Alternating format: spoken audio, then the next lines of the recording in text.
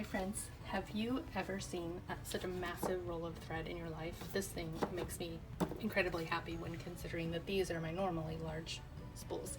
This is from Wizardry Stitchery or geekyhardware.com, and this is the fairy floss color, which I adore.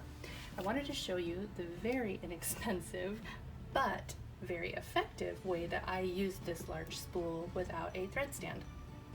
I just keep it here with all my other threads in the drawer. And then on this wall, I have a thumbtack that has just not been pushed all the way into the wall, so there's a gap.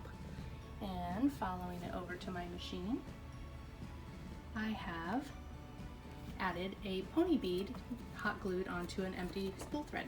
Then I just go ahead and, sorry, I'm going over here in just a second.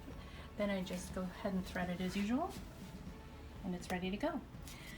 While I have you here, I'll tell you how the recipe that I use for stitching on marine vinyl.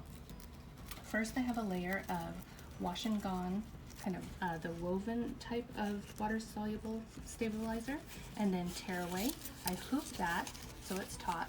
I add a little bit of a glue stick at the center to my marine vinyl, which I float in place, and then the plastic type of water-soluble stabilizer on top, and that's the secret recipe that works really well for me.